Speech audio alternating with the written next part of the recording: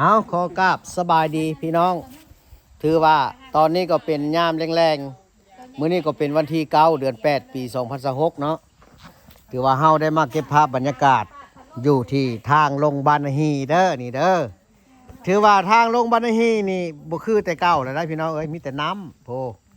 เรือก็จอดอยู่พี่เลยนี่ยังประมาณอีกขึ้นประมาณอีก20เส้นน่ะนี่แต่ว่าอยู่แค่นี่แหละหลายลัดแล้วนี่หลายลัดแล้ว อันนี้ก็แม่นออกตนญาติโยมบัดนี้ บ่แม่นสาวบัดนี้ออกตนญาติโยมอันนี้ มึงนู้เพิ่นมาซื้อจ่ายตลาดอยู่พี่ป้อพี่น้องเอ้ยผู้เครื่องของอยู่ของกินเพิ่นมาจ่ายตลาดอยู่อันบ้านนาทานบ่ธรรมดาเฮือก็เล่นมักใหญ่โปมดผู้นึงจักตื้อมื้อนี้ มาจ่ายตลาดพี่น้องเพิ่นสะดวกไปสะดวกมาได้บุญเฮือนี่ก็ความกว้างก็อยู่ในประมาณ2 เมตรเฮือเพิ่นเล่มใหญ่อีหลีผู้บุญไม้2 แผ่นเฮ็ดพื้นมันถือว่าซาบันฮีนี่ไปสะดวกมาสะดวกย้อนว่าเพิ่นมีเฮือใช้บริการพี่น้องเอ้ยเพราะว่าเพิ่นแล่นคิวนี่ตั้งแต่น้ำขึ้นทำอิฐเนาะถือว่าน้ำนี่ถือว่าพัดครัวไปแล้วก็เพิ่นก็เลยเริ่มแล่นคิวเลยแต่ว่าเพราะฉะนั้นกับน้ำขึ้นมา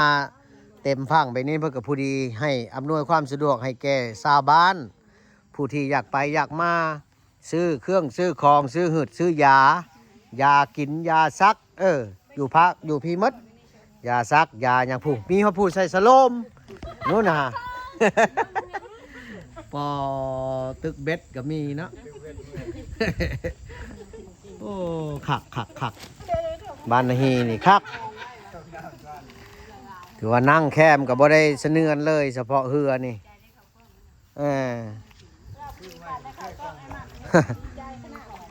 โอ้ผู้นึงเท่าไหร่ถามแน่ FC ถามมาว่าผู้เท่าไหร่อันจ้างเรือนี้ออกมานี่ฮะ50บ่50ไปกลับเนาะไปกลับ50ถึงที่เลยถึงเฮือนเพิ่นไปส่งหัวคันไดเลยคันน้ำท่วมเฮือนแล้วก็ได้สบายขึ้นกว่าเก่าเนาะแต่เขตน้ำท่วมนี่ น้ำไม่ท่วมไม่ลายอีก โอ้ถือว่าน้ำท่วมนี่ไปเกิดความสบายขึ้นไปทันทีเลย อันนั้นเด้อันน่ะบ้านนาฮีนี่น้ำท่วมนี่เขตใดแล้วได้ครึ่งบ้านแล้วบ่หรือว่าเนี่ยใดเครื่องบ้านแล้วเนาะเข้าเด้เข้าแล้วตาดิงน้ำหมดแล้วเนาะโอ้รีบหมดละเห็นได้บัดนี้น้ำอยู่น้ำกินเด้น้ำอยู่วัดพุ่นแหละน้ำกองบ่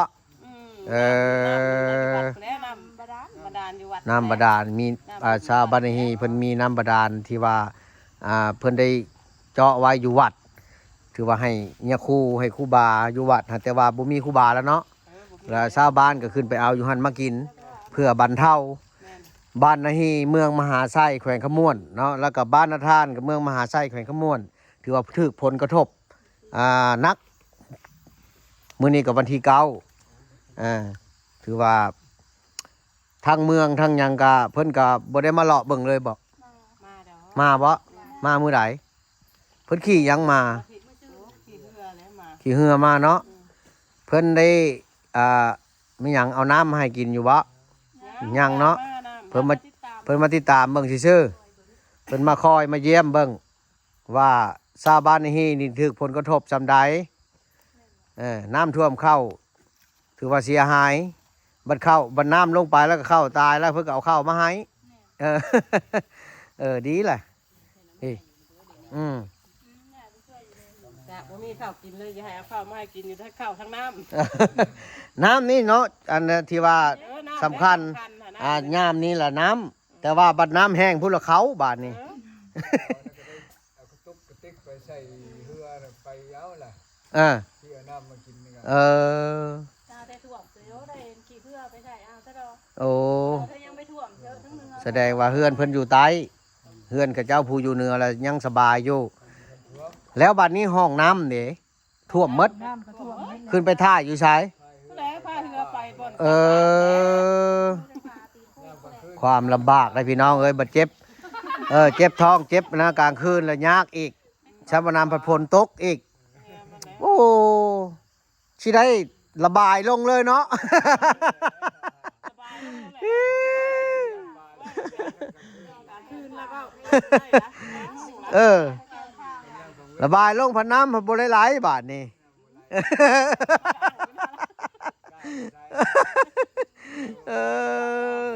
เอา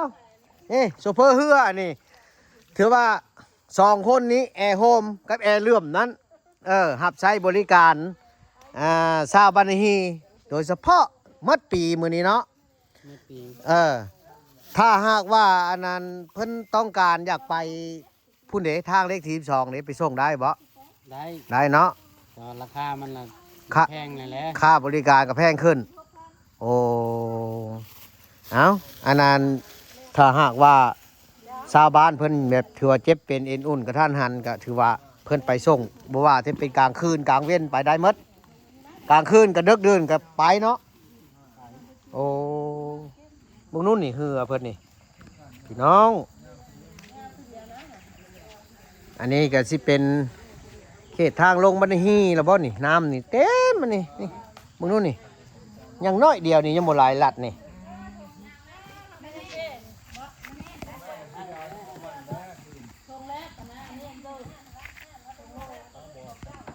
โอ้มึงนู่นนี่อ้าวบ้านนี้ซาบันฮีเพื่อกับสิกลับบ้านกลับเฮือนเอาบายบายแน่บายบายแน่ปอเถอะ มาใส่สโลมมึงนู้ฮะอันนี้แหละความจำเป็นคือว่าเป็นเจ็บเป็นไข้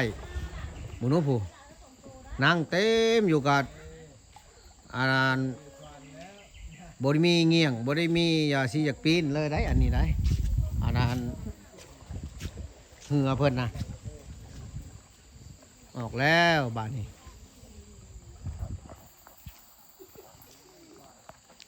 เอาก็ถือว่าสำหรับคลิปนี้ขอจบเพียงเท่านี้อย่าลืมกดไลค์กดแชร์กดติดตามไว้จะได้เห็นคลิปใหม่ๆอีกสบายดี